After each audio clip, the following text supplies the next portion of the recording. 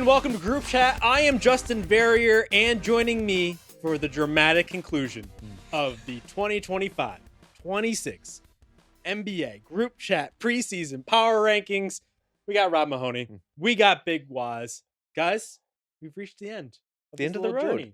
Over 3 weeks of content, but actually 3 days. I've seen you guys for over, what, 3 hours a day? The secret sauce of how we do things over here. I think they could probably tell if you're watching this on YouTube or preferably on Spotify. You could see us wearing similar clothes on each day. Should we have brought Jeopardy-style capsule wardrobes where it's like, we change the cardigan, we change the pants, we swap things around to make it feel like a new show? I'm good with 3 outfits for 6 shows. But what if they gave you an outfit budget? Oh. That'd be something different. We had a closet over in the corner there? That'd be something different. To aspire to. Stylists on site? Yes. I think there's potential for us. Okay. Well, we're learning things about our personal styles, but we're also learning things about each other. Because as we do before each episode, I guess this is the tradition now, Rob's going to lead us through some team building. Yeah. One last time. We're going through the 36 questions that lead to love from the New York Times to learn to love each other more, to learn to love our podcast and basketball a little bit more. And who's to say if it's the last time? Maybe we'll just do this all season until we run through all 36 questions. I don't know. Probably not. Probably not. Today's question: is there something that you've dreamed of doing for a long time? And if so, why haven't you done it? Oh. That's deep. I mean, for me, it's go to Japan. Okay. I've never been somebody who wanted to travel the world. I'm actually I think traveling's a little overrated, to be honest with you. Just a little. Other cultures, who needs it? You're fine with good. I live in America. It's the melting pot. Fine with the east side of Los Angeles. It's insane. But I've just always wanted to go to Japan. Just everything, the art, the food, their interaction with our culture and their sort of reinterpretation of it. Yes. And oftentimes perfecting it. A lot of people will be like, you could get one of the best pizzas in the world in Japan. You can. Mm-hmm. Best hamburger in the world in Japan. The best tailor. I've always been fascinated by Japanese culture. And the reason why I have is just, I've been super broke most of my life. But I think next year I might be going to Tokyo. I think you got to pull the trigger on And that. When Kyoto. the raise just hits the bank account. What happened? When the raise hits the bank account. Hey, man, listen, man. Hey, listen, we ain't going to talk about what's hitting the bank account, all right? Don't worry No about one's gotten that. the money here. Do you have an answer? See, I don't have one that I've wanted for a long time, but I have one that's been kind of fomenting within me over the last 6 months to a year, which is podcast. No. I think there's enough of those going on. I have I got deep into a bushcraft video YouTube rabbit hole. Are you guys familiar with bushcraft? No. It's intense camping in which you're building a log cabin from scratch, in which you're foraging for yourself. People who have jobs do this? I think you have to have a job to do it, because you're not just. I mean, how else would you pay for this quietly very expensive hobby? Building houses in the woods. I mean, they're not fully functional houses. It's like log cabins. I mean, kind of provisional shelters and log cabins. On an island or just anywhere? I think that could be anywhere, but usually with these videos, it's always very scenic, very kind of ASMR, silence and nature, and just just watching them do. I'm just watching a dude chop wood and then build a structure and then sleep in it for one night and leave. Got you. And I'm and sometimes it's 20 degrees outside. Sometimes it's -5 degrees outside. Sometimes it's by a lake. Sometimes it's in the mountains. Whatever. I'm I am not a camper by type, but could I be? Could this be me? Is there a part of me? So you don't even camp? Not really. And you want to graduate to the most extreme version of it? Yes. I just want to jump. I just want to jump the line. It's like glamping, but a more rugged version of it. I mean, I love to glamp. It's glamping, like skipping weed and going straight to heroin. That's what it's like. There's no gateway. It's just I'm hooked. Well, this is what's preventing me. This is the reason I have not done it. I would certainly die, injure myself, hit my own foot with an axe, get bitten by a bug or a snake or something. I don't know anything to protect myself, so I'm just bare food out there. You're like one of these like YouTubers that goes out into nature and just like gets bit by a snake and dies. I mean, that's literally what I'm watching, except the version where they don't get bitten by the snake. These are the successful version of that model. Okay, mine's a little bit more common. I would say I would like to complete a work of fiction. Wow. Okay. Yeah. Oh, to write it. Yeah. Yes. Oh, I was not- like, You thought he to- wanted to edit a piece of No, fiction? No, I to thought read a he had book. never read a book. Oh, I was that's like, funny as hell. I had to pause it. That's so Not good. lately. Am I like cranking out the That's books? okay. I get through one or two a Yeah. year at this point. But no, yeah. I've never written fiction. I have ambitions to, but I don't think I take to it naturally. I'm waiting for the spark for it to happen, but I think I'm gonna do it eventually. Would it be about like a young Italian kid in Connecticut, like making his way through who life? got into sports journalism, ended up in Yeah. podcasting, perhaps? Hypothetically, yeah. You write what you know. Oddly enough, I've thought about that. Is it something taken from your life or just expounded upon like one nugget of it, or is it something completely different? I've gone both ways, but like, I don't know if you feel this way, but like I'm used to taking things that exist Yeah. and writing off of it. It's a completely different way of approaching writing to just completely come up with it yourself. This is why, I mean, I think every writer has at least considered this, right? It's at least like, do I have a novel in me somewhere? My answer is I don't. And I think it's because I am so daunted by specifically dialogue. Like, in nonfiction writing, reporting, you're like setting a scene, you're recreating ideas and moments and things like that. It's like I could set a scene, I could create a character. Can I write how people talk, either stylized or not? I think it would sound like fucking Have you guys gibberish. not seen the new AI robots that's like insulting people or giving them compliments? You haven't seen the No. clips of that? It's like these robots, it's like human shaped or whatever. Then it goes up to a person and like, do you want a compliment or do you want to get roasted? And then like the robot was talking to a black dude and started like talking in like African American vernacular English. It was weird. And then it was talking to a white chick and started talking like a gay guy. It was like, slay queen, yes, queen, blah, blah, blah. Like just appropriating that culture. You think that's what you would be doing in your book? Okay, well, first of all, Well, that's my dream. You just You know what I mean? outlined Like, it Would you explicitly. be like too Tarantino with it? You no, think? I would not. Oh. No, Quinn's on that particular ledge on his own. Yeah. I don't think that would be the problem. I think mine would just sound written in a bad way. I think there's Gotcha. writing that sounds written in a flowery or interesting way, and mine would just sound like a writer trying to do too much. I consume so much fucking content. I think I could figure out how to write like a white chick Mm. or write like a Puerto Rican chick. Yeah. Like write the dialogue Yeah. of a Puerto Rican chick. I don't want to say I could get into the mind of a white woman, but like the dialogue, I think I could figure out. But to write the dialogue, you do have to get in the mind. I think I could figure it out. What I'm hearing is you're the most empathetic of all three of us. you know? Maybe I might be actually. Yeah. I'm an empath. I think That's what so. they said. They've always said that about That's me. what we People do say that about you. Well, maybe we could co-byline this as a threesome. Oh, we, yes. we all work on this Let's do together. it. I think that was the most revealing one thus far. Yeah? Yeah. I found out Waz wants to live in luxury in Japan. Yes. You want to return to nature, and I Yep. wanted to explore more of my ambition that clearly I haven't tapped into enough. I think that's true. But look, I also think I learned a lot figuring out how you guys thought you might die. So we've been learning a lot every episode, and I appreciate you going on this journey with me. Well, it is kind of a bang because appropriately, this is the bang we're going out on because we have the top 5 teams. We finally got here, went through 25 teams in depth, one by one by one by one by one. And now we're at number 5 in the preseason power rankings. The second to last Eastern Conference team on the docket. It is the Cleveland Cavaliers, your number 1 team in the East last season. But they don't make it there this season because things are a little bit messy, at the very least, going into this season. It also ended messy in the playoffs, got knocked out in the second round, one of the victims of Indiana's improbable run to the NBA Finals, to the Game 7 of the NBA Finals. And things have just gotten, the offseason hasn't been great because there's been a lot of mounting injuries that have happened since. Darius Garland, who was hurt in the playoffs with the turf toe, had surgery on it. When's he coming back? We don't know. Yep. Expect to miss the start of the season. Those are always very vague sort of projections. Max Strus had a Jones fracture, which sounds even more dire. Might Yeah. not be until the next year, calendar year. It's not fun. Have had that one. Don't enjoy it. Really? Yeah. Wow. Not only the hand, but the foot too. You know, the high arches, they get you. Oh It's man, tough. you're fucked up. Ain't it the truth?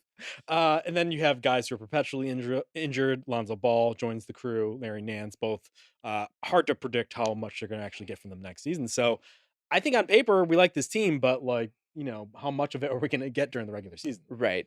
I mean, I think they have enough pieces to compensate. And yes, some of those are you're hoping that Lonzo can pick up if Garland's out and that kind of thing. So it is compounding in a sense. But if you needed Donovan Mitchell to be your full-time point guard, he can do it for a while. He can do it quite successfully, especially in a regular season sense.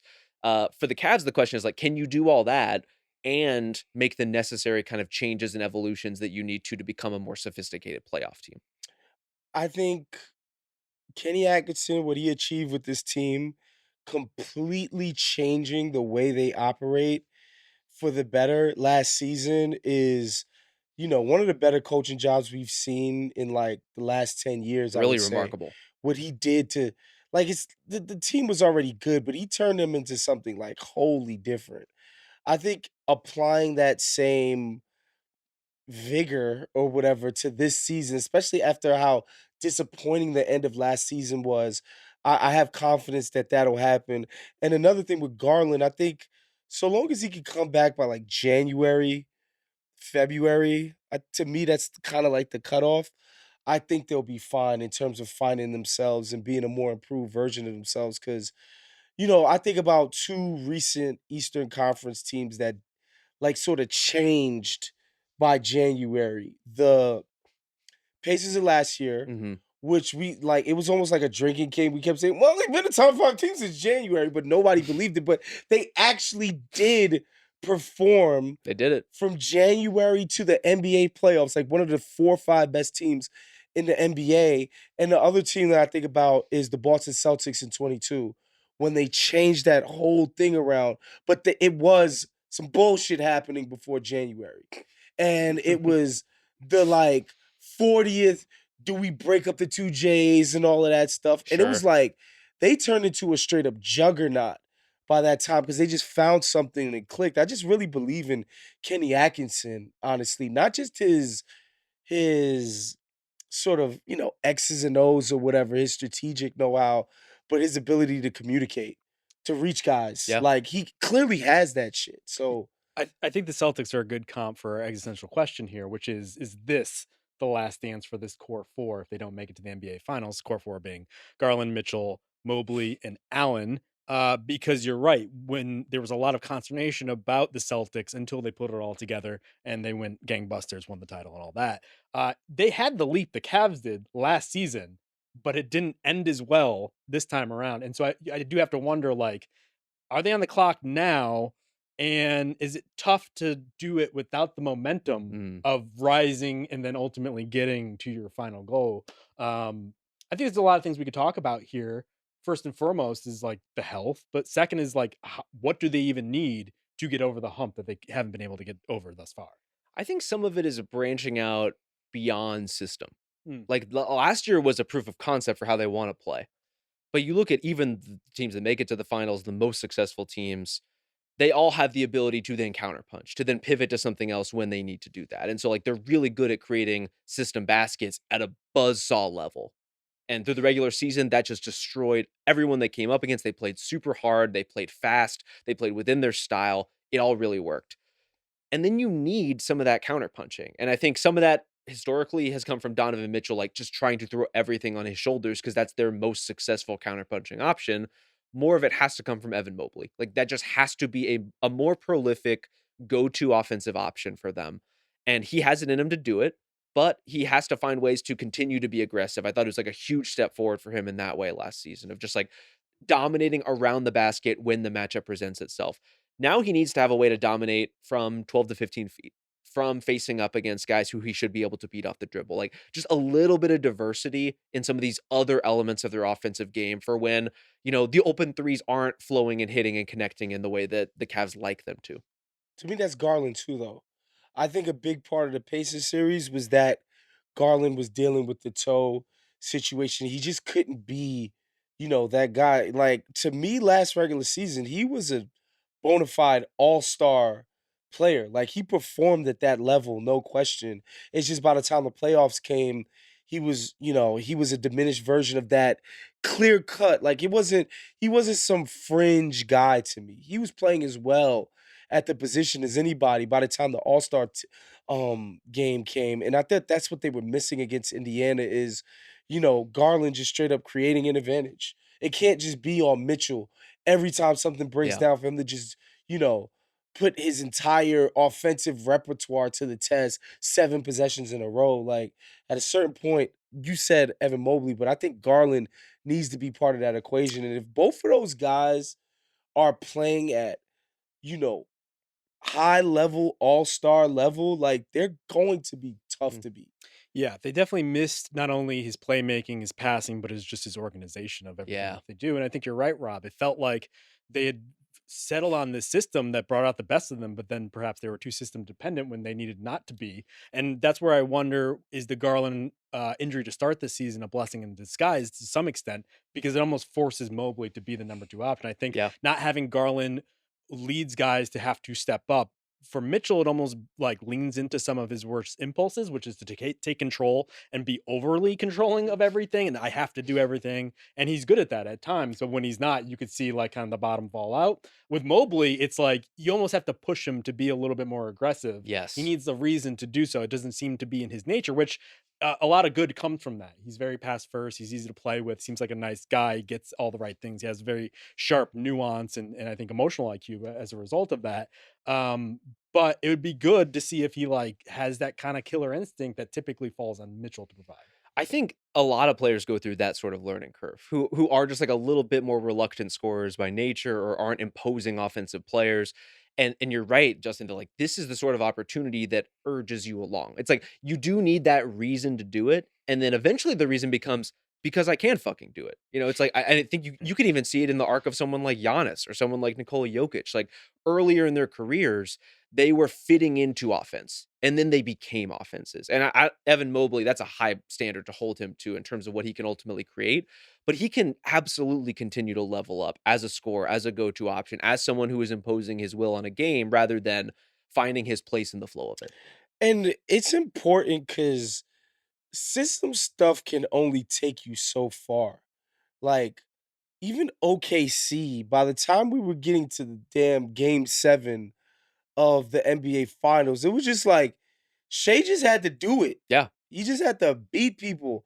Same thing with J Dub. Like it wasn't like, oh, all of this crisp passing and he's attacking and scrambling defense.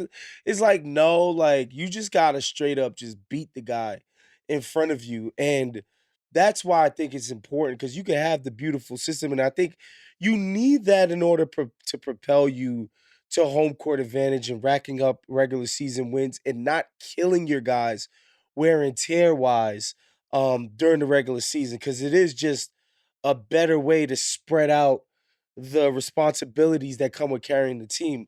But when it comes to postseason, you know, when you've played a team 6 games in a row, I'm Yep. sorry, your system has been scouted, guys. Like, Yeah. Torn to shreds. yeah. And that's one area where, the Cavs have as a good a case as anybody in the East to say when things break down, Donovan Mitchell as a go-to option is really good. And he can compete with a lot of Eastern Conference opponents, specifically the Knicks.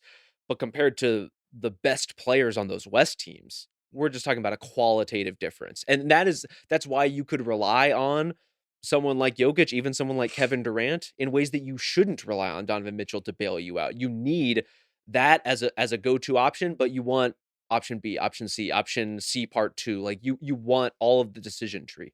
Yeah, and I think they can make market progress as a team if Mobley makes like just modest progress as a scorer. Yeah. Like I have Yeah. written down of can he be the second option for this team? Now when Garland comes back, maybe it gets a little messy, but like if he just takes a step forward of being just the next guy next to Mitchell with kind of slight tweaks, nuance stuff that he already has started to go down the developmental path. I've written down like just faster decision making Sure. or just like a little bit of a tighter handle or Yeah. just getting stronger. Like I Yes. think those are the type of things that would make a huge difference. And he's Yeah. already gotten stronger because if you've seen this photos of Yes. him this offseason, he looks swole as shit. And it's like we love muscle watch over the season. It is an annual rite of passage. It matters more for someone like Mobley who needs the extra girth in order Yeah. to do a little bit more. And this is where you see like the year over year stuff with him too. Because like last season, the decision making was a little faster in the open court, right? It was like get the rebound, just go and make calls and attack quickly. And now it's about taking that into half court situations. How do you take that same sort of instinct and processing and transport it to this other arena? Yeah, but even last year was a huge step in the right direction. Absolutely. Just in terms of like, when especially guys with his skill type, when they're younger and they show any modicum of touch, you'd be like, oh my God, he's gonna shoot 40% one day. Right? When it's like realistically, if he shoots 35 to 36 and has to be guarded, they have to contest that. That's good enough, right? Absolutely. Not that he's ever gonna be Shaq or Jokic in the post, but like, can he beat up on dudes that are 6'7", 6'6", that get switched off on him? Dudes that shouldn't be guarding big men. Can he beat them? Not that he's gonna be Jokic, where no matter who the big is, he's putting them underneath the basket, right? And so last year, yes, the shot looked better. He took it with more frequency. Obviously, he was more confident in it. I was more excited that he was more willing to mix it up with guys Yeah. underneath. To me, that's the stuff that gets me more amped about what he's gonna do this year. There's a lot to get excited about, but we still have them second in the East behind Yeah. the Knicks. For you, is it more doubt about maybe some of the injuries with the Cavs or something with the Cavs, or belief in the Knicks? It's a little more belief in the Knicks, who also we should say like the Cavs are mostly the team that they already were, and they're going to need some of that development. This is why we're talking about Mobley and Garland needing to take steps forward because they need that development in addition to Lonzo being healthy and playing well. The Knicks overhauled their bench, right? Like they dramatically changed the like guys 6 through 9 on their team in a way that they really needed to. Uh, but the reason we're talking about the Cavs in this capacity is they're a really good team. They just won 64 games, and yet it still felt like there was like a little something missing from whatever they needed to get over the hump into the conference finals, into the finals. I think they're right there, especially in this East, and that's kind of what's crucial for them is they will not get a better opportunity than this. Mm. And it's one of the reasons why the pressure might mount around that core four. Why this might be I would think if they don't reach the conference finals, especially this might be the last time that they get this chance. Yeah. They had their opportunities. They've had some bad injury luck. They've hit some roadblocks, but this is it. Like it is them and the Knicks, and as we talked about, the Magic are going to be right there. There's other good East teams, but the deck has really laid out in a favorable way for them. And also just look at the bottom line because this team is, as we record this, I believe the only team in the second apron right now, and They they are. are way over 20 million over. And I appreciate that they're willing to do that. They brought in DeAndre Hunter last trade deadline, and it kind of forced them into this situation. Subprime loans, baby. There you go. That's how you get it. But it does feel like this is probably a one-term thing. And if it doesn't go well, we're going to start selling off pieces. Yeah, I mean, re-signing Mitchell, I think, allows them to, yeah, they could take a step back with the role guys, but they're gonna be hyper competitive so long as they got Mobley, Mitchell, and Garland. Jared Allen, our guy, group chat alum, he might be on on the trading block or whatever, but I- the opportunities there in front of them to save the team, man, to get to the finals and be like, yo, we need to do this again next Yeah. season. So yeah, it's exciting. Less appeal to the cat daddies of the world, but they will soldier on nonetheless. Anybody else on this team? You're right. It's Lonzo practically Ball, baby. I'm made it. excited about it. I mean, he's made a pickup sticks at this point, but He's really good though. when he plays, Yeah. he's quite good. When he plays, he's quite good. And, I just like that he's getting a fresh start on a team that has stakes, that has something to play for. It's not just Chicago Bulls, New Orleans Pelicans mediocrity. Like it's like no, straight up like we're going to be very good this year. Yeah. Your minutes are going to be meaningful. And so that's why I'm happy, man. And I think it's just a different dynamic than anything we have cuz he's such a unique player in terms of how he sees the floor and he's always been just an incredible transition player. I wonder if he could be the same impact defensive player cuz that's where he got really special to me, that brief stint with the Bulls where it's like the offense genius and craft had finally met with the defense and he was just such a fun player. I just wonder if he still got that defensive gear within him. It would be terrific if he does. I mean, that kind of chaos creation is something the Cavs could really use. I like him as a hypothetical fit because he is hypothetical because he can play with Garland or Mitchell. He can play with both of them at the 3 basically. Like he's big enough to guard some of those guys.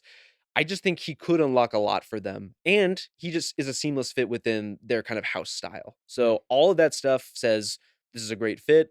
The cost of Isaac Okoro, very manageable under the circumstances. Like Okoro is fine, but was not what the Cavs needed anymore. See ya, wouldn't want to be ya.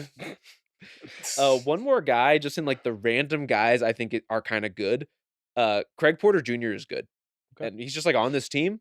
What's he good at now? It's just kind of like every time I see him play, he's doing something smart or something that just kind of pops from like a recognition or effort standpoint. Just like one of those role guys who it's like every time I see him, I come away encouraged by the fact that like he could play rotation minutes somewhere. And maybe now that the Ty Jerome era has fizzled all the way out in Cleveland, maybe there's some minutes for him there. I don't know. Next team on our list is that last Eastern Conference team, the one we have ranked number 1 in their conference, but number 4 in this exercise. That is the New York Knickerbockers. You probably spent some time in New York this summer. Like, I what's the did. vibe? I mean, come on. People are excited, especially coming off of last season, and not only you slayed the Celtics dragon, but the Pacers, who, let's face it, kicked your asses, are very diminished. Like Mm, the path just seems very open, and I think Knick fans are gonna Knick fan. They're gonna be ready to sell. They're gonna be ready to predict the championship no matter what. But for me personally, what changed is talking to Fred Katz. Cause I wasn't convinced that Jalen Brunson was gonna be so willing and ready to change the style that boosted him into the right. stratosphere of celebrity and NBA stardom. It's like, why would I be doing something different? And more importantly, why should Mike Brown be the guy that's convincing me of this? Mm, But like talking to Fred Katz, he's like, yo, Jalen Brunson isn't married to some system. And if you come with a smart offense, he's gonna run it, right? He's that type of player. yeah. Which to me, the Knicks' two biggest weaknesses was the one-dimensional nature of the offense, especially in crunch time, but like just generally, there wasn't a lot of dynamism to it, and the piss poor bench. And they've addressed the bench like in a huge It's way. pretty good. And if we port what Mike Brown did in Sacramento in turning that into an offense that all of us loved watching, in terms of its not being one dimensional, way more egalitarian, way more free flowing ball movement, less taxing on your best player, then like they've just upgraded this Eastern Conference Finals team to something that's even closer to like serious championship contender type. So I mean, I'm super bullish on the Knicks in a way that I wasn't before. Mm, Yeah. Well, Brown, they had their media day just the other day as we're recording this, and he's already talking about wanting to play fast. Now, that's a Coach GPT Yep. sort of thing to say at media day, but I believe him for the reasons Waz is laying out because he did play fast in Sacramento and True. it paid dividends. I wonder how much this roster is suited for it, but I do think they need juice overall. And also, like, their offensive juice, I think, is going to dictate how far they go Yeah. because this is the type of team that was supposed to just blow teams off the court with offense. Didn't quite get there last year. And I think it kind of speaks to the existential question, Rob, as we're going into the season, because they could still be that team, stay with the same starting lineup, leave Josh Hart in there, and you're just hoping the power of Cat and Brunson used differently is going to make you number 1 in the league. I think they have that capability to be in like the low 120s in offensive rating. Like that's very high, but like historically even.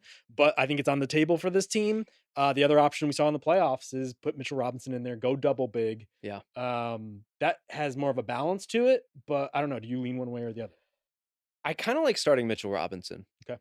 And I think some of it is, as far as what Mike Brown's saying about playing fast, like you wouldn't think that is a lineup that lends itself to playing fast, but there are different ways to play fast. Mm-hmm. And I think the battle for the Knicks is not just like up and down in transition. It's, are we going to spend 12 seconds running Jalen Brunson through off-ball stuff to just get him the ball and then ISO? Like, you can get into your motion faster. You can get into your flow faster. You can play for offensive rebounds. Like you can play with pace, I think, still with Mitch out there.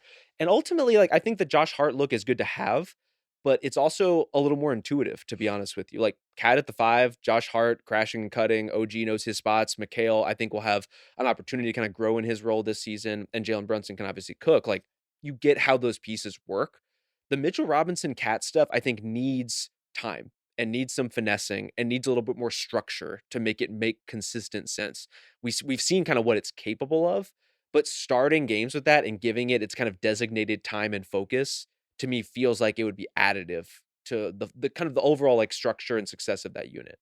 I mean, most people would say the best they looked in the playoffs last year were the Mitch minutes where he was just imposing his will both, on the defensive end with his paint protection and like moving around pretty decently Yeah. in a way that I was kind of like surprised by, and then just dominating on the offensive boards. It's kind of crazy. And I think a lot of people killed Joe Mazzulla for this, but he was coaching to Mitchell Robinson, which is crazy. But that happened in the playoff Yep. series. Like the defending champions were changing what they were doing based on the fact that Mitchell Robinson was on the floor in the lineup, right? And so you see that happen in the playoffs, and it's like, how do you not start that guy starting next season? But at the same time, like, he's not a high minutes guy Sure. anyway. Yeah. So they're gonna have to develop different lineups and different modes of being, even when Mitchell is in the rotation and, hopefully he's able to avoid injuries, but like he's not going to be a 36-minute a game guy. Like that's not he should be like 27 minutes a game Yeah. tops in the regular season. Yeah, I think it's a Cat question first and foremost. Do we lean into him being a true stretch 5 and use that to our advantage? Can we have force teams to have to match up that way as opposed to the other way? And it's also a rotation question for the reasons Waz is mentioning. Do you want to overextend Mitchell Robinson? You would assume Mike Brown's a little bit more measured in terms of how much he's going to use his starters. But also, like, what is Yabusele? Is he better as a go-to scoring 5, or is he better as like a 4? And I think it's also like, how are we going to use our guards off the bench? Because all of a Yeah. sudden they kind of have a glut there where it's like Clarkson and Deuce, and maybe Josh Hart if you want to have him handle the ball, or you want to give McHale some time. Like, there's a lot of mouths to feed in the backcourt, and so how do you distribute everything? What's the best use of like the puzzle, basically? Yeah, I think some of those problems are going to resolve themselves financially because they're bringing a lot of guys into camp as we're recording this, but the Malcolm Brogdon, Landry Shamet, Garrison Matthews, Tyler Kolek, like some Hakim Dadier. yes, like some of those guys are just going to get cut or traded Yeah. for financial reasons and just like for roster space reasons.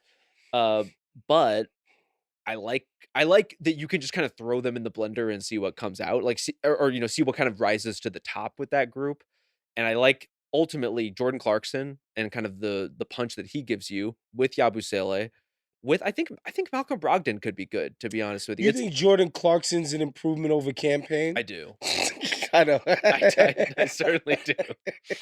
And ultimately, like Clarkson and Deuce is like a bolt of energy between them, and like a little offense and a little defense in terms of their balance in a way that I think could really, really work. And this was a team that just needed like one more guy. They just needed one more rotation player to alleviate some of that pressure on the starters, to make it so they didn't have to play so much, to carry some of the non-Brunson minutes.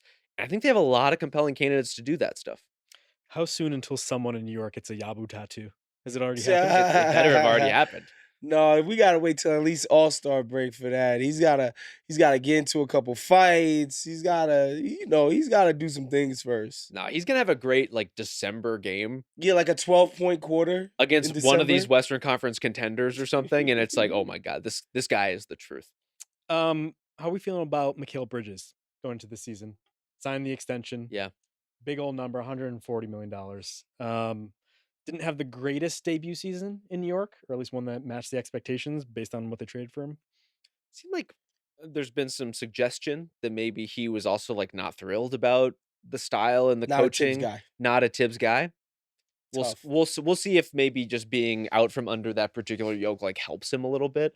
But he is kind of indicative of the way this could grow in year 2, right? Like him and Cat coming in, it all had to come together pretty quickly. And I thought you saw at times with that kind of core group that while on paper it was scintillating, in reality, sometimes it was just like pretty good. Yeah.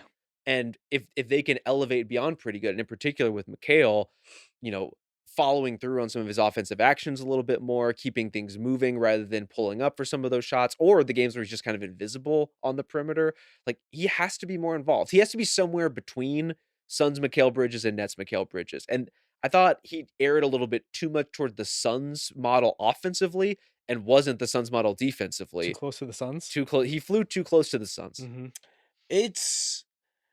It was not great in the regular Yeah. season last year. To say the least. The defense was just so disappointing. And then, you get the text like, does this guy ever go all the way to the basket for a layup? I thought in the playoffs, if you look at the raw numbers, he didn't have a great playoffs either. But I thought in moments, Yeah. he was able to find a good balance on both ends. Where it's like, oh, he's finally like selling out on defense, especially that Boston series.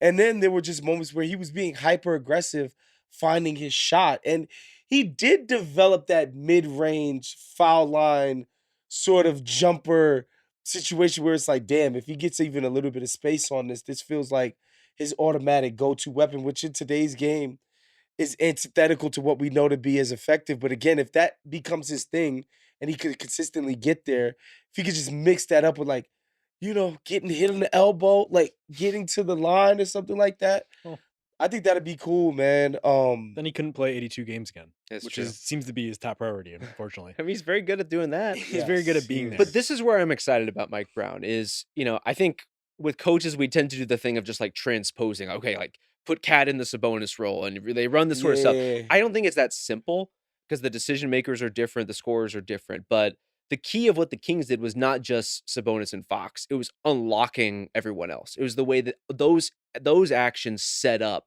Malik Monk or set up Keegan Murray. And in this case, I think OG and McHale are the two guys where it's like they can do a little more, but they need to be the right kinds of little more. Because Yeah. OG, when he tries to like push too much, it can get a little gets stilted and ugly, awkward. Yeah.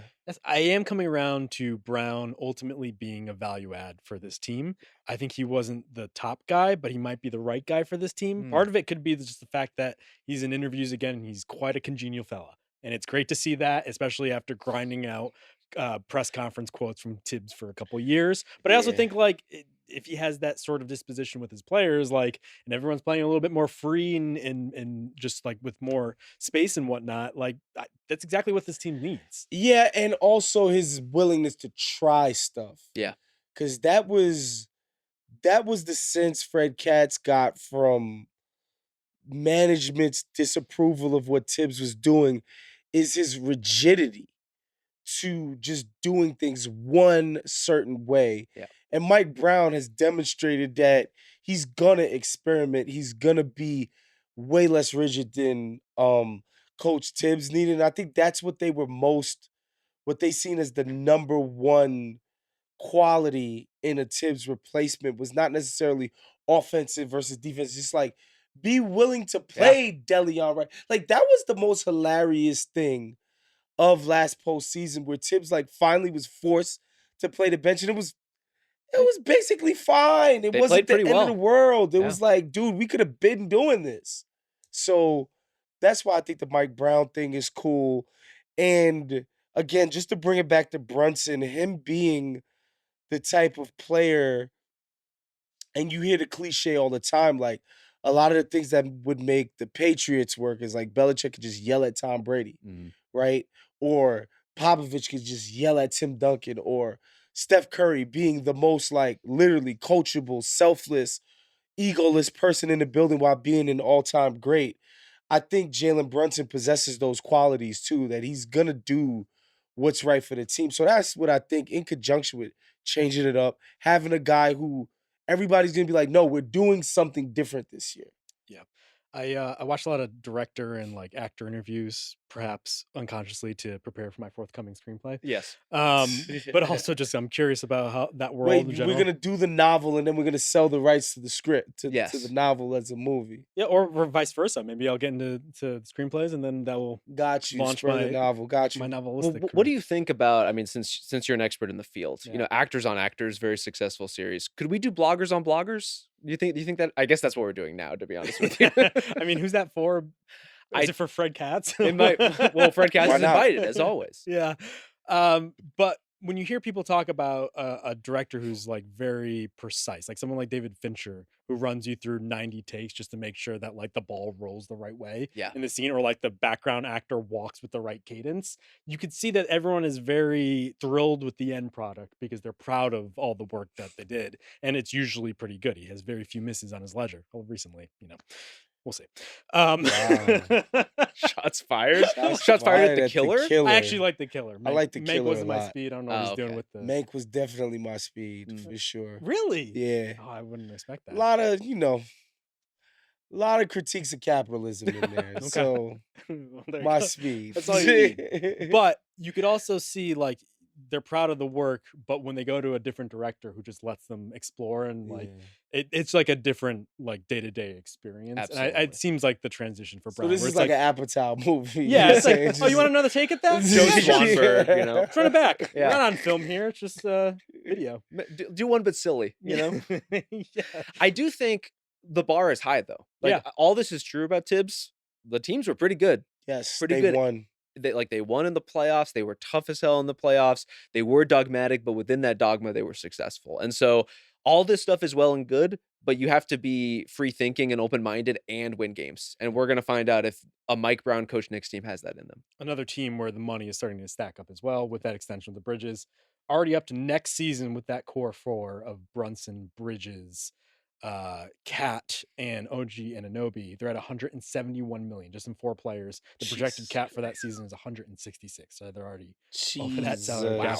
You'd assume they'd be a second apron at that point. They seem to be preparing for that, like counting pennies on their like G League and 2A guys as a result of that. So we'll see.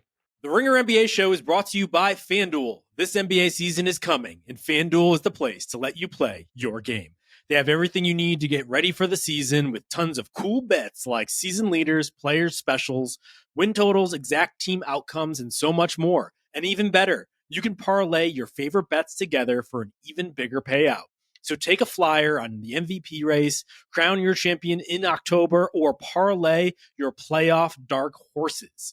We're looking at some odds here right before the start of the season, and I'm looking particularly at that coach of the year race. It's going to be a little difficult because the East is wide open. So you have teams like the Hawks, the Magic that can jump up and their coaches could be rewarded in kind. So Quinn Snyder, Jamal Mosley, as we're looking at this, the odds aren't great for them, but I'm looking at that Mike Brown odd plus 1,000. So the Knicks, despite the fact that they went to the East Finals last year, only won 51 games last year. And if the vibes are good, if they start off strong, and if they make a pretty compelling case throughout the season that they're one of the best teams in the league, I could see Mike Brown being the recipient, perhaps even over those other guys. So give me Mike Brown plus 1,000 to win Coach of the Year. And just visit FanDuel.com/RingerNBA today and start planning your future bets now. FanDuel, play your game. Must be 21 plus and present in select states or 18 plus and present in D.C., Kentucky, or Wyoming. Gambling problem? Call 1-800-GAMBLER or visit rg-help.com. Call 1-888-789-7777 or visit ccpg.org/chat in Connecticut. Team on a different end of the spectrum and the start of our top 3, the Houston Rockets, who everyone is very excited about. Unfortunately, got a bit of bad news before the season started. Yeah. Fred VanVleet likely out for the remainder of the season, torn ACL, and not their best player, but has a case for their most important considering I don't know who they're going to turn to as a result. We should start there just probably with the existential question, because this is something that I think is going to define everything that they do from here. Is just like, what do you do in a replacement? Are you solving it in-house first and foremost? Are you going out for a trade? Or do you try to solve it immediately and try to do that, or do you give it some time to explore the depth of the roster? Because there's a lot of depth on this team. Yep. And so I don't know wherever you want to take it, but like this is a pretty definitional question for them. I first want to take it with this just sucks. Like, as Yeah. someone who is really excited to see the full speed, full health Rockets go, you're right that he was so important to their team last year, and he was so important to the construction of the team adding Kevin Durant. He is the rug that brings the room together in a lot of ways. And once you take him out, you realize, oh my God, there is a lot of depth here, but the guard depth is not quite what we thought it was. There's not as much playmaking as you might want on the perimeter. And so I don't want to do anything too drastic too quickly. The team is already going through a lot of change. I want to see what we have. I want to see what Amen Thompson is capable of as a playmaker. And Alperen Şengün is kind of showing new wrinkles all the time as far as his work as a hub. So I think I would lean into those two temporarily, but you have to eye the market. I think you have to realistically think at some point you might need to make that trade. And I hope that Amen convinces me I don't have to. Yeah, I think it's tough because they placed championship expectations on themselves by trading for KD. But like this would have just been a great opportunity for Men Thompson to kind of step into this, or Reed Shepard, the kid you drafted third overall, Yeah. to see what he has. It's just tough now. That would have just been the natural progression of what this injury would have been. Yeah. Like without the KD trade, it'd be like we're still super young. Guys are still finding themselves. This is sort of like a next man up, prove yourself kind of situation, but it becomes awkward now. And this is why the 2 tracks thing is so difficult, because you can't use the regular season as a testing lab, right? Like, oh, let's put the amend beaker over here, and like, no, we don't have time for that. We gotta we gotta get a top 4 seed. We want to get home court advantage. We want to avoid OKC in the second round. We want to achieve all of these things. Yeah. And you can't really do that if you're developing young guys into roles that they've yet to assume in the NBA. What if I told you they just did it last season? They won 52 games. Lost in the first round. Yeah. But like, I think they can hold it together. The defense is so good, and the young talent is rising, and Kevin Durant is better than Fred VanVleet. Yeah. And so I think we could firmly the agree on pieces that. need some massaging, but ultimately, like, I think they can still win a lot while finding their way. I don't think it's a rush thing, but I think if these guys haven't shown themselves consistently enough filling the void of playmaker, and because the problem with their team last year was the offense. Yes. And Half-court offense specifically was yeah, not good enough. like it just took on this awkward shape constantly. So if by February you're still awkward in your offense, Right. you kind of got to make a move, man. The start of the season will probably dictate a lot of their approach here. I do think they had the best case for having their cake and eating it too than any team that I've seen in recent years, where it's like Fred was the type of player who really represented this, where like he was foundational to what they do, but you didn't really need to feature him in any way. And so you can explore the depth of what you do while not necessarily sacrificing win now sort of expectations or even the way you're playing. It's a little bit tougher now. And so like you're not exploring the studio space as almost like a bonus. You need Reed Shepard to be good. And like if he's not, then you have to start asking hard questions. I agree with what Rob was saying at the jump. I think you give it some time to see where things kind of met out. You do have options. If it's not Reed, can you start Aaron Holiday as just like a de facto defensive guy who could soak up some minutes in the Fred spot? Can you turn to a men in sort of like a jumbo lineup? He came into the league projected as a point guard. He's kind of developed into something his own thing. He isn't a men in the way that no one LeBron really isn't a knows. LeBron. Yeah. Can you just play bigger and just add Tar Eason, for instance, to the projected starting lineup? Şengün, we should mention, also like is one of the best European players of all time, apparently, based on his Eurobasket performance over the summer. Unbelievable. Still has stuff to tap into, so they might be fine.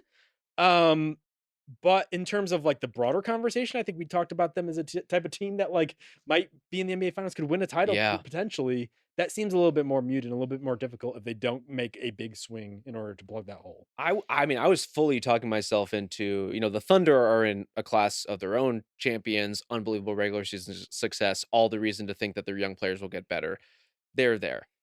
But as far as the Nuggets and the Rockets, like, I could have been swayed either way. Like, I think that they had the potential to be that good when complete, but with Fred out, there just are so many questions about the execution of the offense all of a sudden. And it's crazy that just removing that one piece does that, but he has a stabilizing effect on so many of these other players. I think Şengün first and foremost, but even when you think about what a Kevin Durant team looks like when it doesn't have a stable lead point guard, we just saw it, man. And that wasn't pretty. And now a version of the Phoenix Suns that had a Rockets-esque defense would have been pretty good. Yeah. And so that's kind of what this is becoming, is less a potentially two-way absolutely elite team and more a really good defensive team that is going to take a step forward offensively, but are they going to fully unclog everything that needs to be unclogged? That's the thing, though.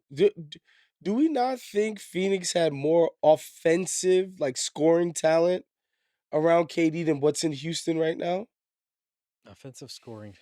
I think it supports KD in a way that is a little bit more easy than Sure. what Phoenix The had. fit is cleaner for sure. Yeah, but you're right. I think a lot of this is going to be save Like us shot KD. making it's not there. No. Yeah. Like Şengün, I think, has shot making, especially in the regular season. He can create for himself. He can score efficiently. He can get to the line. He can do all of that stuff. But like nobody else is making shots on his team besides KD. That's the thing. He is the shot making. Yeah. That he is the exact thing they needed based on last year's roster. And that changes a little bit without Fred too, because now they need a little more. Now they need a little playmaking as well from somewhere. Because the guys that are coming in, again, Reed Shepherd not being part of it, they're not spacers.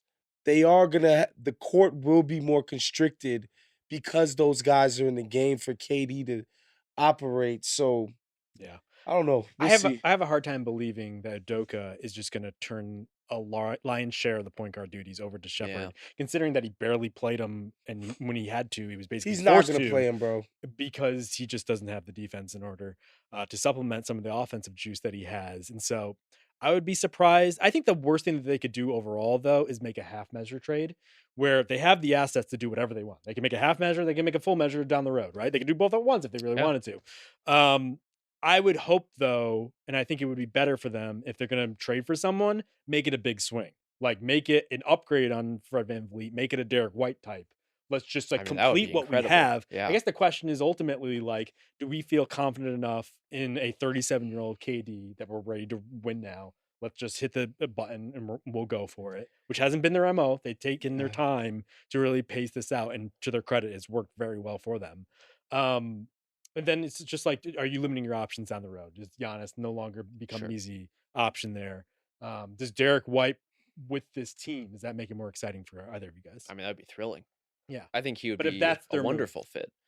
If that's something they can pull off and something the Celtics are open to, they should absolutely investigate. I think they have the assets for it. They have so many picks. Yeah. They have the Suns' future. Yep. They have some Nets picks in there. And they have young guys. Depends on how much Boston wants to reconfigure everything, right? Because Derek White is one of the closest things they have to a pillar right now. And so if you remove him, all of a sudden you're really tearing it down to the studs, which can work, could be fine, but requires a lot more construction on the other side of whatever they do this season. 31 years old, though. Like, he's built to win now. Yeah.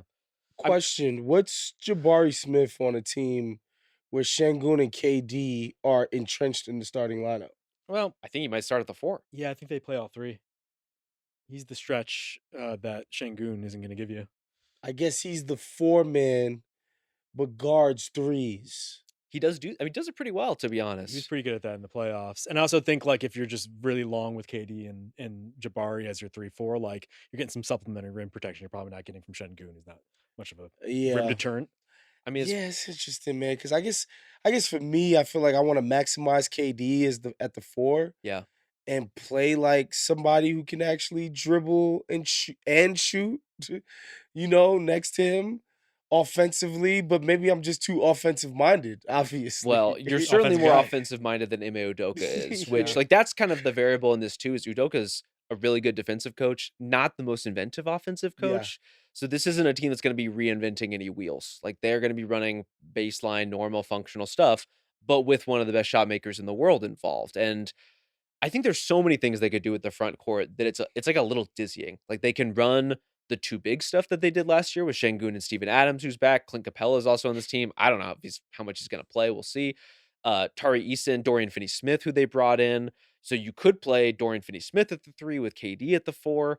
You could, if Reed Shepherd is good or successful or playing, maybe he opens up some things where you can then shift Amen to more of like a 2-3-4, however you want to consider him. Like there's a lot of opportunity to mix and match all of these wing guys if they get anything at all from Aaron Holiday or Reed Shepherd. Yeah, that's why I think they'll go first and foremost to men probably getting the crack at nominal point guard and just leaning on your defense just being a terror. And also it helps on the back end with Şengün because if you have a men, Eason, KD, Jabari, like good fucking luck getting through that in order to even get to the rim. Yeah. And it just makes things, I mean, that's kind of the approach with Jokic where it's just like there's so much perimeter defense, like you're protecting him. You just have to be better positionally. You have to be better using your body and your IQ in order to make things happen. And if your defense is that good, you saw you could do with just like a basic level, entry level offense last season. Like they're going to only be so bad. So I think the combination of Kevin Durant, who basically is just like a almost 50, 40, 90 every year at this point, combined with one of the best offensive rebounding teams in the league, like just the cleanup on that alone is going to lead to pretty good offense. Yeah. And that's just if you just funneled random possessions to KD, to say nothing of everything that would come out of flow, everything that Şengün would have going for him. I just think they're going to be really good even without Fred. They just it may have cost them this injury, the potential to be surprisingly great. Like the blow the ceiling off potential is a little tamped down. Yeah. Anyone else you want to mention here? We talked about a lot of guys. A lot of guys. A lot of guys. I mean, Josh Okogie hanging around. Shout out to him. Still getting those checks. All right, that brings us to our top 2 then. We did not have a consensus number 1. So we got 2 votes for the Thunder and 1 vote for the Nuggets. Who's the dissenter? Did you vote for the Nuggets? I did not vote for Did you vote for the Nuggets? I did not. I voted This for the guy's Nuggets. Oh, look at this guy. You either die a hero Man, or you're you so live long funny, enough dude. to change your opinion. Because I voted as my number 1 team, the Denver Nuggets. I'm buying it. Yeah. Yeah. And I think it's a big case for just perhaps the competitiveness at the top of the league, but also in the Western Conference. It's just like, I do think a lot of whoever ends up winning the title is going to be based a lot on matchups in the playoffs. I also think well, it's 2 things. I think the Thunder deserve the spot in number 1 in our rankings just because they won last year, but also like they should get better as just by rolling out the same team and doing nothing different. Yeah. But also like they weren't completely bulletproof last year in the playoffs. If we're looking back on it, the Denver series, first and foremost, you're starting to see the cracks of things. Sure. Pacers pushed them to 7 games. The offense. Pacers were about to win Game 7, y'all. And so I think what could have been. I wish we got that game. Yeah, I know. Yeah. You can look at it one of 2 ways. Whereas it's like, yes, J-Dub took a appreciable leap. Maybe Yes, Chet he did. follows suit. Maybe they just carry that into the postseason and then this is a wrap. I could also see it the other way where it's like, you know what? Maybe they don't solve everything that we assume just because they're on this rocket ship trajectory. And I also think like the Nuggets are the perfect foil for them and for a lot of teams in the league. I just look at it like not only the matchup things, but like the most like bankable thing in the league is Jokic. And if we're coming down to teams succeeding or not based on who's on the floor, which is given rise to a lot of like the depth in the league and how important depth is, like Jokic is out there all the goddamn time. Yes. I don't know how to feel about Justin making this argument. No, it's a great. Listen, It's very compelling. Here's why I love his argument. It's if the Nuggets bring their full complement of players reasonably healthy to a series against it's going to take a lot for me not to pick them. Yeah. Against the Thunder. Home court, they won't have home court. The reason why they're not my number 1 is just they're just more brittle. Yeah. You know, OKC is so much younger and deeper. And like outside of like a serious injury to either Shea or J-Dub, because I don't even think a serious injury to Chet. They've shown they could survive that. You know what I mean? Like outside of a serious injury to their 2 best, wing players, one of which is MVP guy, like they're just there. they're just right back to 60-something wins, Yep. completely fine. Whereas, and we saw it in the playoffs last year. If Murray or Gordon aren't right, it's going to be tough for them to overcome. But if those two dudes are rolling, They got a lot of answers. It is funny that the Thunder are basically like a Mickey 17 team where it's just like one goes down. It's like, oh, we have the exact replica. Exactly. Like just hanging around. A little bit different, but like It's true. basically the same guy. The Nuggets don't have the luxury of that, but they do have a lot more. And finally, they actually have rotation players Yes. in order to support these guys and to pace them out, which Jokic needs at this stage of his career. He played way too many goddamn minutes last year. One of the biggest issues of the team. And then Jamal Murray. I mean, not only is he going to be hurt, he's also going to have times where he's just like flying to see UFC fights. And you're like, what the fuck is he doing? So we need to get through those stretches as well. He's living his life. Why are you being so judgmental? If he shows up like Jordan did after fucking partying all night, like go for it. Go for it. But just imagine this. Like Hartenstein makes $30 million a year on OKC. If he missed the season, it wouldn't matter. It would matter. Yeah. But like, would it really matter? They have a lot of give. They have a lot of buffer. That's why to me they deserve the number one spot. But like again, in a given matchup, they just have more margin for error. Yeah. But that doesn't mean they're bulletproof. No. It just means they could take a bunch of blows and still have it happen. But I think there are people that could knock them out. I can sense you guys are jealous that I made this leap. I am like look, you I'm always wanted jealous. to, but you couldn't bring yourself to. It's a great take. I would be a caricature of myself if I came in here and said the number one team in the NBA this year is the Denver Nuggets. Yeah. Like, I can't say that. But they may prove that. Yeah. Like, they may not be bulletproof as a team because of all the concerns we've cited, but that starting five, if they are out there, is kind of bulletproof. Yeah. Is something, and we haven't even seen how Cam Johnson will work or what he might unlock with this team. I've already seen it, dude. Like you've envisioned it in your mind's eye. Like it's one of those things where like you don't even need to squint to see it. Like it's there, like the movement and the cutting and the stamina. That's another thing. Cam Johnson's gonna do that crazy off-ball shit every possession. Mm-hmm. You might get Porter Jr. to go hard off a screen, shoulder to shoulder. Oh, okay. Don't get the shot, pass it out. But the next three possessions, it's not happening that hard again. Yeah. Not the same girth. No. But the stamina is going to improve. Jesus Christ. However, with Cam Johnson is just different, man. And I just think he's a better, more consistent defender. Not that he's a good one. We said all of this during free agency. Sure. But I think the Valanciunas thing is huge. Yep. If only because it just allows Jokic to just get that much more rest during the regular season. There was so many games last year, man, where like he just straight up, he would go out and it was just disastrous.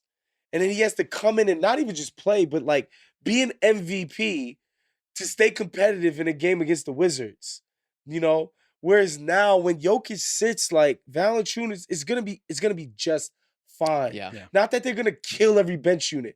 They're gonna be okay. Competent. Survive the minutes. I mean, for the Nuggets, it's do you have 8 guys for the series that you should win and who can just kind of get you through it and move the chains and do their thing? And do you have 7 guys for the games you have to claw your way out of? And that's been the issue for them is like beyond their 5, who do they trust? Who can they trust? And now I don't know that there's like definitive answers, but there's more plausible answers. And one of those answers is Valanciunas. One of them is Bruce Brown back in the fold, hopefully back to his old self. We'll see how he plays. Julian Strawther, who had moments in the playoffs. Maybe he takes a step forward. Tim Hardaway Jr., who not my answer to this question, but maybe somebody's, or maybe on the one night he is the answer to this question. He's going to have moments. You just listed what, like 5 that guys? That was 4 guys right there, and that's not even counting Peyton Watson. Right. And we should remember, not that long ago, they were relying on Russell Westbrook to save them. Like, He he had was the some emotional big, ballast. He was the big Clipper Yeah. moments. and he was like their emotional leader until they turned on him eventually Right. because he was doing too much. And like I do think like that is important to have that energy source, but it almost feels like the good vibes that are emanating Mm. from this team have almost replaced that. Just the fact they don't have to do as much. They got Brucey B back. It's just like Yeah. there's just like something uplifting happening that I think is important for a team like this that has been through the wars and like the Warriors in years past, just like need something in order to put the wind behind their sails. I think they really benefit on just like a human level from the fear or anxiety of like, are they going to be able to do anything significant? Like, are they just going to kind of roll it back with Michael Porter Jr. and bank on the young guys to take a Ugh, step forward? And is that going to be that it? would have been depressing. And that would have been depressing. That would have been tough. If you're Jokic or Murray or Gordon, you're looking around and being like, we just hit huge game-winning shots, had Herculean efforts, like played pretty well. Murray maybe like a little more up and down than the other two, but they did what they could and it wasn't enough. And now you can feel like, okay, we have substantively changed something important without giving up elite shooting on the wing, without compromising what makes us good. We've only kind of added stuff. And that, I mean, that's a thrilling place to be for a potential contender. Brings us to our existential question: is those young guys, Yeah. what they can expect from them at this point, because they were over reliant on them in years past. They were counting on these young guys who were not proven in order to be part of a key rotation. One of the best teams in the NBA. Didn't work out, surprisingly. But you wonder, now that they brought in veterans, does it stunt the growth? Like, does it kind of mitigate? Does it put a ceiling on their runway? Because those guys, maybe they don't need them anymore. Maybe they don't need to even give them time to develop. Yeah, I mean, I think the guys you're talking about are Strother, Watson, and Jalen Pickett. Pickett. Yeah. Yeah. I mean, there are people that still have Pickett stock. I'm pretty skeptical Oh, I got myself. I'm holding. I'm buying. You're buying Yeah. buying Pickett. I in. think he's pretty good. I mean, we'll see where he plays. Like, is Bruce Brown gonna get the That's what I'm The backup point, saying. yeah. Like the probably? I don't know, like the Andre Miller clonish nature I love of it. it is just like, is this gonna work in 2025? Like I'm just a little skeptical. Yeah. I think Peyton Watson for me, who, I've had the full journey with, where I had these sky high expectations. Playoffs in 24 were a disaster, unmitigated Some disaster, really tough stuff. yanked from the lineup, all of that stuff. I thought he showed positive improvement in the playoffs last year, to where I'm just like, okay, he's going to be a person, Yeah. a dude for this team and do important things for them. So to me, I have no questions about Watson's ability to contribute. I think Strother, like, those times where he was doing like good Jordan Poole impersonations, but then the times where he was doing bad Jordan Poole I don't know that he was ever impersonations. bad, Jordan. He wasn't like co-opting the game. No, You he know, wasn't. He was just like, missing or yeah. just like not able to get his stuff off. yeah, it just getting pushed around on Yeah, defense yeah. and stuff like that. And so Christian Brown is just there. He's on another Yes. level. I think You know what I mean? he's- Yeah, he's he's core at this surpassed any point. of this stuff. So like, Yeah. yeah, man, I think that's what getting the vets in does, though, is it prevents the Julian Strothers, the Jalen Pickett's, the Hunter Tysons from having to feel like they need to do what Christian Brown did. Like, they don't need that kind of jump. If Peyton Watson has a little more to do offensively, that's a huge thing. If Julian Strother is 10% more consistent, that's a huge thing. If they get spot minutes in the regular season from Deron Holmes, who's finally going to get a chance to play, Yeah. that would be meaningful, right? It's like popping is relative in this context now, and they don't need the surefire, rock steady Christian Brown penciling him into the lineup kind of contribution. They just need, like, can you be a guy? Can Yeah. you be a guy for us on a semi-consistent basis? And if not, maybe Tim Hardaway Jr. can be the guy. Yes, I think it is a good approach to what they're trying to build there, to almost build in a stopgap, almost, or at least like a cushion for these young players to go up against the bumpers. They don't have to take them off and just Yeah. play actual like important NBA minutes. And then once again, like the mitigating factor looming over everything is just the money, as it typically is in most teams. It is the ultimate motivator in the NBA, as it is in life. I think this is an important inflection point for the Nuggets, just because they have to now go out and sign Brown to an extension. Assume that gets done at some point, but also Watson up for an extension. And so basically what they did this offseason by turning Michael Porter Jr. into Cam Johnson, they opened up space to go sign a bench finally, which was actually, I would say in the broad picture, a bad piece of business because they gave up something because they signed too many guys to max deals that they ultimately had too much money wrapped up in 4 guys. But it works for them right now because they made them a better team. Right. I think long term, like they're going to be in a similar situation next year where it's like, can we afford the Tim Hardaway Jr.'s just average, league average bench players in order to go keep doing this again? Nikola Jokic, I believe, has 2 more years after this, the last one being a player option. And so they need some of those young guys to pop, but it's just actually probably a more dire situation if they don't. Well, if you get to the finals, that pitch writes itself. You know, if you show, even if you can just show that you can compete with the Thunder again at a really high level, maybe that pitch writes itself. So I think their success is compelling, you know, in a kind of a forward momentum sort of way, right? If they can continue to build, that they can continue to prove that they're one of these great teams in the league, then you're going to get whatever the next version of a Tim Hardaway Jr. is potentially, even if you can't afford to keep the guys you do have. Yeah. As we name some guys here, I think the important one to name is David Adelman, who gets his first full year Shouts to him. at the helm. Killer job. He killed it. Yep. Absolutely killed it. And I think in like subtle ways of believing in more players. I know that was like a lot of the people that like I was like, look, man, like if you in an open war against your GM to the point where you won't play his little young guys that he drafted that he think makes him a genius. And people were like, the guys Calvin Booth drafted sucked. I'm like, look, you could say that, but it felt like Adelman put some belief in them. Yeah. Which you need as a young guy. Like, not everybody just possesses this unlimited reserve of confidence when they haven't already proven it in the NBA. Like, you gotta, your surroundings and your environment has to give you some level of encouragement. I thought that was great. And for whatever reason, man, the big guy responded. Whatever that is, whatever that means, whatever that's worth, the big guy responded. So shouts to Adelman. I mean, we're just talking about a lot of coaches who are stuck in their ways today. Do you think are we getting too dogmatic? Do you think we're just like entrenching ourselves further in our little secure cocoons of takes? Like, do we need to branch out? I just did. Honestly, you really I'm a did. new me. I've never been more proud of you than today. I don't know how to take that. One last thing though about, Jamal Murray, where it's like, bro, like I love Jamal Murray. When he's at his best, he's one of my favorites. But like, give a shit in the regular season. Try. You know what I mean? Like, these people have paid the shit out of you. They extended you the minute they could. They did it both times, by the way. Yeah. That your deal was up. Like, it'd be nice if in March, it's not just Jokic out there being one of the greatest of all time. Like, give a shit, bro. I agree with you, but we've also rounded the corner for Waz from doing the playoffs, doing the finals, doing the championship, do it again, and now it's doing it in the regular season. Do a little something in the regular season. Maybe not all regular season, but I think Murray, like, he straddles that line, dude. He does. Of I completely don't give a shit about what's happening. Not even just it's games at a time. It's like, yeah, it's close for 6 minutes to go.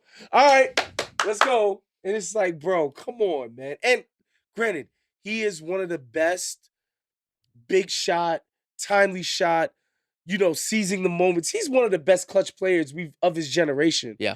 But I think over the course of a season, it just lends itself in terms of building towards something if everybody's rowing in the same direction, just doing their part. Yeah. What's the UFC calendar going to look like this season? How much does it affect We'll what happens with the Denver Nuggets?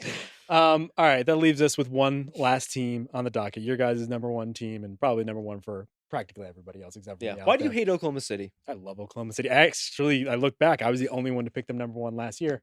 So we picked Boston? But yeah. You picked Boston. I mean, we only picked them as the second best team in the league. I mean, devastating stuff. Them. Yeah. So you're second runner-up. Yeah. Or first runner-up, I guess. I guess. Congrats. I picked the right team 2 years in a row, so this might be 3. So here we go. Here we go. This guy goes. Just 3-year-old so pod records. Sick in the fucking head. He has it tattooed on his hip. I am like the basketball historian of this podcast. Are I you? am the I love basketball it. reference for That's us. facts. So I That's have to true. keep the That's true. documents. You like the LeBron James because you know Yeah. he's a hip hop historian. Oh, You're yeah. a basketball Justin was historian. first right. on the Thunder. Yes. You know, Just He don't- was first. Yes. he saw them I was the before only one anyone last else. year Yeah. that picked them to win the title, Absolutely actually. But you guys are picking them again this year. I guess we can talk about that at a later pod. But that's a good question. Is number one on your power rankings the same thing as your title pick? No, not necessarily. Yeah. Really? I think in think this it can case be. in this case it will be for me. Yeah. But I don't think it has to be. Yeah, I mean, definitely it's my title pick. And yeah, I tend to just think that's how I think of it. If you're Yeah. the best team, I think you're gonna win the championship. And, you know, I said like these guys could take hits. It's not that they can't get knocked out, but they do have just an incredible chin. Like Yeah. they can play against various styles. Like they can like if your best player is the single best interior player since Shaquille O'Neal, we can play against that. Okay? And we can figure out how to slow him down, make his life hard, not completely stop him, but we can manage with that. If your best player is Anthony Edwards, just a freaking completely detonation on the perimeter, we can deal with that. Mhm. You know, like they can deal with so many different things. If you play fast, if you play slow, like they have so many ways to carve out a victory. And then for me, like I said with Shea, at the end of that Pacers series where it was getting bogged down for them. And it was just Shea just like, get the fuck out of my way. I'm just gonna do this. You know, I'm gonna carry the team. I'm gonna get to the line. I'm not gonna shoot a pretty percentage. It's not gonna look perfect. It's not even always gonna be like super efficient, but it's gonna be enough to get us to win. Like to me, that's what makes them the best team. Is like many things can go wrong, and we'll still be right there. I think they will be my title pick for that reason. And especially when you think about a West in which they might have to beat like Dallas in the first round, Houston in the second round, Denver in the conference finals, and then whoever makes it out of the East. Yeah. And I just think they could do it. Like Yeah. I just kind of believe that because they have that versatility of style. I do think this is going to be a big stress test. One of the more prominent examples that I can think of like the theory of like figuring things out in the postseason, how much that matters in the long term. A young team that goes through the crucible, that gets the reps, gets the experience, and gets the in real time opportunity to problem solve things that you come up against in the playoffs. Will that just carry over for the rest of their careers and just like contracts or injuries are the only thing that are going to disrupt them, or does the wrinkles of a regular season, does like chemistry, sort of the like the interpersonal stuff, like are those little pebbles in the ocean actually going to dictate what happens in a regular season? And so I think you can make the case for both, and the Thunder are built to withstand any sorts of pebbles. But I also do wonder if, like, we're in the NBA, as I've mentioned in the past, like where those sorts of things will matter more. And I disagree that like if they lose a core player, I think they will feel it more than a team like Denver if they just have a Jokic. Like if Jamal Murray isn't there for a series, I still have some faith that Jokic can dig them out of that. If they don't have J-Dub and Chet doesn't rise this season, I don't know if I'm feeling as good about the Thunder. Like I think what they have is great. The defense carries, but ultimately they needed as much offense from J-Dub as he can give them in the playoffs. Yeah. And I think that's going to be a bigger swing than something like Denver. This is ultimately, I think, a big Chet season. And then that's why he's in our existential question is like, is this when he makes a star leap? I think we've all been optimistic that he will. But you know, he's the next guy up at this point because it feels like J-Dub kind of passed that threshold. If Chet's not taking the leap offensively, then there's still I think their issues came on the offensive side last year when they were having troubles with teams is like that. The all like, you know, Case and Wallace and Lou Dort weren't hot. And the Sure. offense just didn't look as silky smooth as it did. And Chet wasn't able to always fill in those blanks. I think if he's not that guy, they're still gonna have that weakness. I believe that they're gonna live on the sort of whims of shooting hotness or coldness, right? Uh but what it like I mean the things that Chet has to get better at, I think the shot needs to be more consistent, even though it was last year than previous years. But again, same with Wemby, same with Evan Mobley. You gotta be bigger, better down low. You just Yeah. you have to be if consistently. punish teams for putting smaller guys on you or losing you on the offensive rebound, or when you do catch it on the short roll, that you're able to get down there and finish, off of the dribble, that kind of thing. And so I think, yeah, all of these lanky, wiry, quick big men, that's all ultimately something they need to answer for. I think we've seen Porzingis get way better at it way later Yeah. in his career. And I think ultimately that was a big reason why Boston won the championship. But that's the kind of leap these guys got to make. I think there's the skill leap, and you see that in really tantalizing ways with Chet, where he'll have Yeah. weeks or a month where it's like he's just attacking closeouts much better, and it's like, oh my god, this feels like a totally different player. And then it'll kind of fade out, or he'll get hurt, or something will happen, and it just kind of phases out of his game. If that stuff is more consistent, or he has like a couple little skill leaps, he has the physical profile and the role where that stuff is just magnified. Like all that really, really pays off. I think the other thing is feel, where, and this is something that's tough for all stretch bigs, is the like, when do I space versus when do I crash? When do I cut?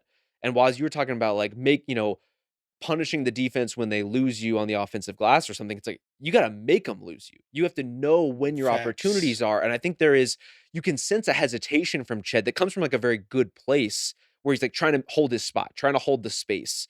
Or they'll have to call timeout and then they'll change and he'll be in the dunker and he'll be playing a different way.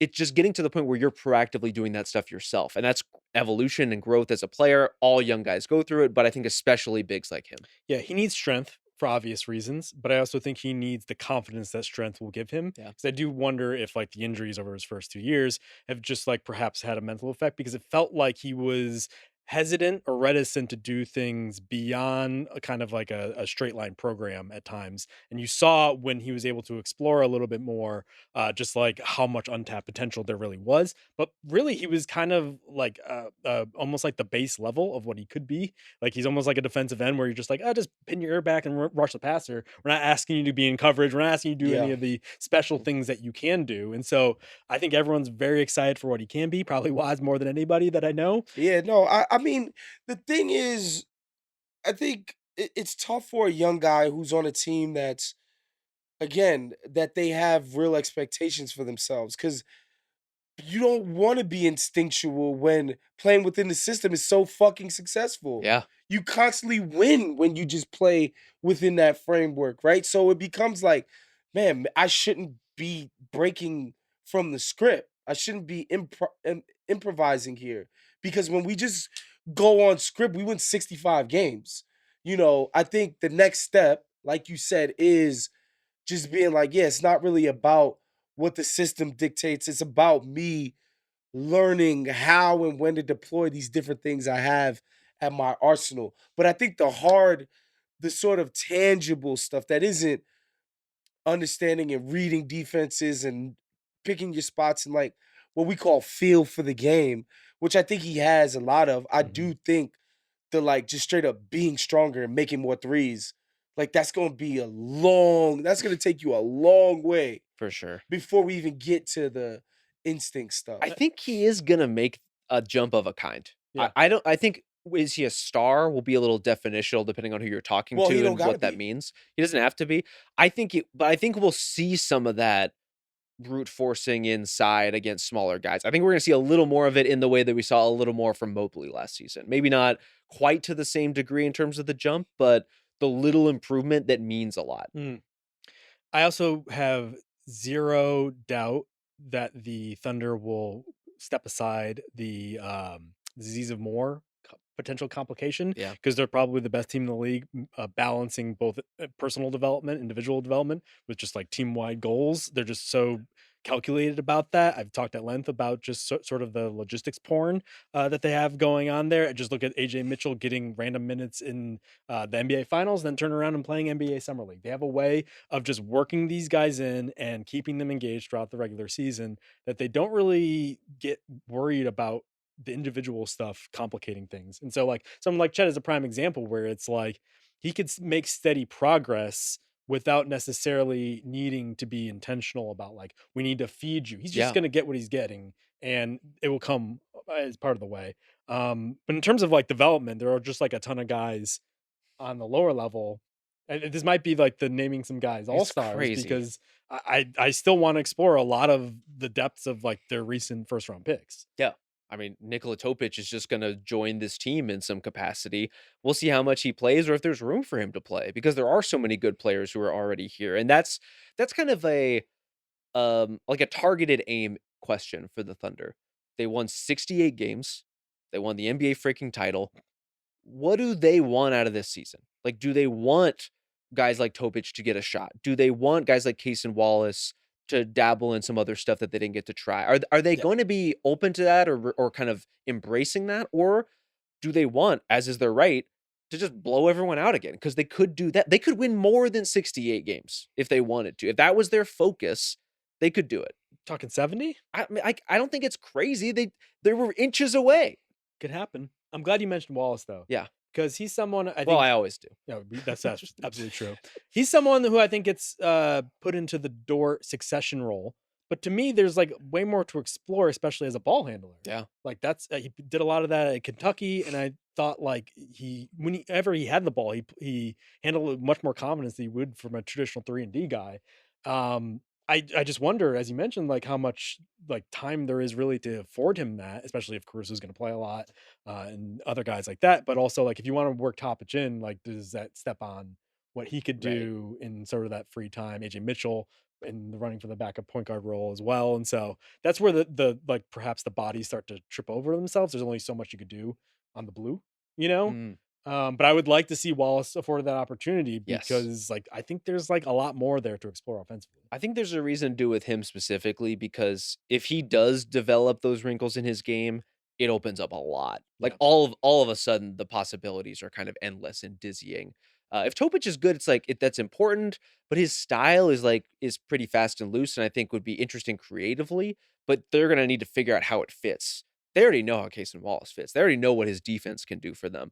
If he's also a productive kind of even just like a run the point, keep the trains running on time offensive threat, that's a huge thing. I think and that's the balance that we talk about. The way that they could do it is to run an Indiana program where Hallie was playing like 32 minutes a game. Like if you do that with J Dub and Shea Gilgeous Alexander, and he doesn't care about his second straight MVP, and it's just about developing guys, being healthy for the playoffs, you can do that. Yeah. Mhm. But some people would be like, you're depriving him of his opportunity to defend his MVP. Can you win MVP playing 31, 32 minutes a game? Right. There's just a lot to explore as well. Like you mentioned, Topic. He's just a 6'6" wing size point guard who was picked 12th in the draft. Probably could have gone in like the top 5 of that draft if he was healthy enough. Does some goofy, amazing shit, just like on a regular basis instinctively. What kind of actual NBA basketball player is he? I have no clue, but I really hope It he was gets to fun see it. watching a little bit of him this summer. I Totally. was watching it on YouTube. I was like, oh, there's something to this kid. There's something there. Especially with the size and the sort of instincts. He does have like a flair for like doing some crazy shit with the passing. Like he's He's got the European. really got a nose for that. Oh yeah. And we hit Shea. We talked about Chet's potential ascent. We talked about all these role players naming some guys. I don't want to gloss over the fact that J-Dub just did everything that everyone had asked of him, especially I sure. would say in games 4 and 5 of the finals. Like just was that guy. Yeah. And we'll see kind of can he be that guy all the time? Is that in his interest? Is that what the Thunder want to do? I don't know. But the fact that he showed he can perform in exactly that capacity, something we always should celebrate. Yeah. I think that's it for the preseason power rankings. 6 parts. Yeah. Many hours of NBA discussion. We get a little bit of time off, I guess, because these pods are gonna be running while we're just floating in the ether. What are you guys gonna do with Still yourself? the off season, Justin. You're gonna stretch the entire time? Oh, Waz is going to Abu Dhabi. He's on boots on the ground for the preseason games. Talk about a place that have no interest in being on a plane and in an airport in 20 hours in a full cavity shirt to go to look at tall buildings and expensive shit in Abu Dhabi. I don't know, Like, tall buildings and expensive shit's kind of your deal. no, it's definitely not. Like, Wow. oh, skyscraper. Oh, that's the tallest building in the world. I'm from New York, fam. We've been doing tall buildings. I'm good. What are you gonna do? You gonna do some pods? Presumably. Will I not be on some pods is the question. That day will be satisfying. Yeah, I don't think that's going to happen. No. But stay tuned because we'll be back doing some pods when the regular season kicks off. Thank you to everyone who listened. Thank you to Victoria Valencia in particular for Yes. presiding over our Killer in-studio producer. experience. Isaiah Blakely, our trusted producer. Ben Cruz, our trusted friend and producer. Of course. Victoria and Isaiah just tied for number 1 on the MVP ballot for all the heavy lifting for these 6 pods. Ridiculous. They're the real big 3. All right, we'll catch you next time. Go basketball.